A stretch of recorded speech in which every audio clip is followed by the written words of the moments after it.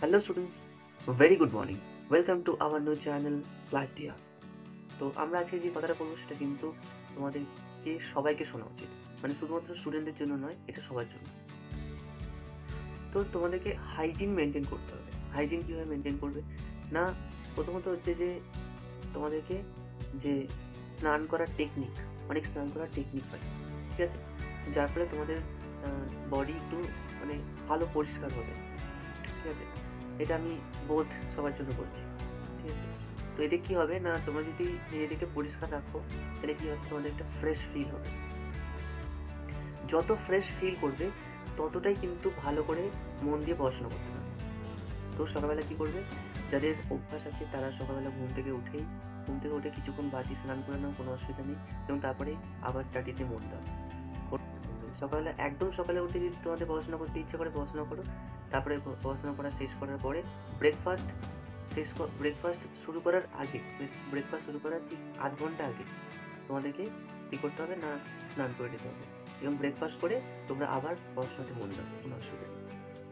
এতে কী হবে না, তোমাদের যে ব্রেনটা থাকবে সেটা অনেকটা রিল্যাক্স হয়ে যাবে, অ্যাংজাইটি থেকে মুক্ত হবে। তো যখন তোমাদের এই অ্যাংজাইটি হচ্ছে অনেক বেশি, তখন তোমরা এই জিনিসটা করতে পারো, মানে যাদের অ্যাংজাইটি হচ্ছে তারা এই জিনিসটা করতে পারে। ঘুম থেকে উঠে পড়াশোনা করছো, ইটস ওকে, কিন্তু পড়াশোনাটা যখন কমপ্লিট হয়ে যাচ্ছে, মানে 9টা 9:30 বাজছে, 9টা 9:30 আমরা সবাই ব্রেকফাস্ট করছি, কেউ 8টায় করে, তো যখনই তোমরা করো না কেন তার আধ ঘন্টা আগে তোমরা একটু স্নান করতে ভালো হবে সেটা। তো স্নান করে নেওয়ার পর আরাম থেকে একটু রিল্যাক্স হলে বসলে, ঠিক আছে, গা হাত মুছে নিলে, তেল লাগালে গায়ে, বিশেষ করে এখন মানে কোনো ওয়ার্ম তেল গায়ে লাগাবে না। ওয়ার্ম তেল লাগালে কী হবে জানো তো, ওয়ার্ম তেল লাগালে একটু বডি ওয়ার্ম, তারপর থেকে তুমি ওয়ার্ম তেল লাগাবে, তো it's so it could be harmful, because of বডিতে যত ওয়ার্ম তৈরি হবে, শীতকালে বেশি বডিতে ওয়ার্ম তৈরি হওয়াটা খুব খারাপ জিনিস হয়ে যায়, মাঝে মাঝে কোনো রকম শারীরিক প্রবলেমের সৃষ্টি হয়। তোমরা কিছুটা কুল যে ইয়েগুলো হয়, অয়েলগুলো হয়, সেই অয়েলগুলো লাগাতে পারো, কোনো অসুবিধা নেই। এতে তোমাদের বডিটা কুল থাকবে একটু, মানে যেমন আমাদের মোবাইলের র্যাম যত অতিরিক্ত হিট হয়ে গেলে কী হয়, অনেক সময় অতিরিক্ত যখন হিট হয়ে যায় তখন আইসিটা পুড়ে যায়। তো সেক্ষেত্রে কী করতে হবে না, আমাদের ব্রেনের ভিতরে আইসি আছে, ব্রেনের ভিতরে আইসিটার নাম হচ্ছে হাইপোথ্যালামাস। এবার হাইপোথ্যালামাস যতটা শক্তিশালী হবে ততটাই কিন্তু তোমাদের যে বডিতে ওয়ার্মনেস সেটা ঠিক থাকবে, মানে তোমরা বডিকে বেশি ওয়ার্ম করে দিও না। এতে কী হবে জানো তো, বেশি চিন্তা বেড়ে যাবে। যত বডিতে হিট আপ হবে, বডি হিট আপ হয়ে গেলে বডিতে চিন্তা বাড়ে।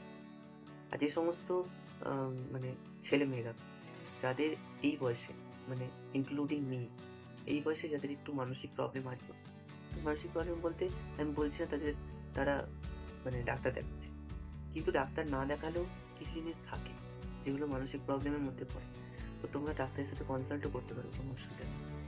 তো মাস্ট ইম্পর্টেন্টলি তোমাদেরকে এই জিনিসগুলোকে খেয়াল রাখতে হবে। মেন্টাল হেলথ সম্পর্কে অনেক বেশি তোমাদেরকে কী হতে হবে, সিনসিয়ার হতে হবে, বিকজ তোমরা যতটা পরিমাণে মেন্টাল হেলথ নিয়ে সিনসিয়ার হবে ততটাই তোমাদের পক্ষে ভালো, কারণ আগামী দিনে মেন্টাল হেলথের উপর অনেক বেশি প্রভাব পড়তে চলেছে। এটা আমার কথা না, ডাক্তারদের কথা। তো মেন্টাল হেলথ সম্পর্কে তোমাদের যতটা সিনসিয়ার হওয়া উচিত তার থেকে বেশি সিনসিয়ার, ঠিক আছে। তো অনেকে সিনসিয়ারই নয় নিজেদের মেন্টাল হেলথ সম্পর্কে সিনসিয়ার নয়, তো মেন্টাল হেলথ মানে দুটো কথা। তোমাদেরকে এই জিনিসগুলো মেনটেন করতে হবে মোস্ট ইম্পর্টেন্টলি। তো এবার হাইজিন কীভাবে বললাম না, প্রত্যেক সপ্তাহ অন্তর এক সপ্তাহ অন্তর তোমাদেরকে নিজেদের নেল কাটিং করতে হবে, নেল তো কাটতেই হবে, ঠিক আছে, একটা গেল। দুই হচ্ছে যে বডিতে যে সমস্ত জায়গায় আমাদের হাত পৌঁছায় না সেগুলোকে তোমাদেরকে সপ্তাহে একবার পরিষ্কার করতে হবে। এতে কী হবে জানো তো, এতে প্রবলেমটা কী হবে না, যে সমস্ত জায়গায় আমাদের হাত পৌঁছাচ্ছে না, সে সমস্ত জায়গায় অনেকে কী হবে না, একটু বডি হেলদি, হাতটা পৌঁছাচ্ছে না, it's not a good that it's not a good habit যে তোমাদের মানে প্রত্যেকদিন তোমরা নিজেদেরকে একটু প্লিজ করছো না, প্লিজ মানে নিজেদের সম্পর্কে একটু ভাবছো না। তো নিজের সম্পর্কে ভাবাটা একটা মোস্ট ইম্পর্টেন্ট একটা টাস্ক।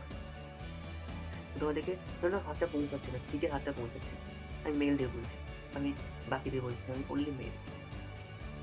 ধরো পিঠে হাতটা পৌঁছাচ্ছে না, তো সেক্ষেত্রে তুমি কী করবে?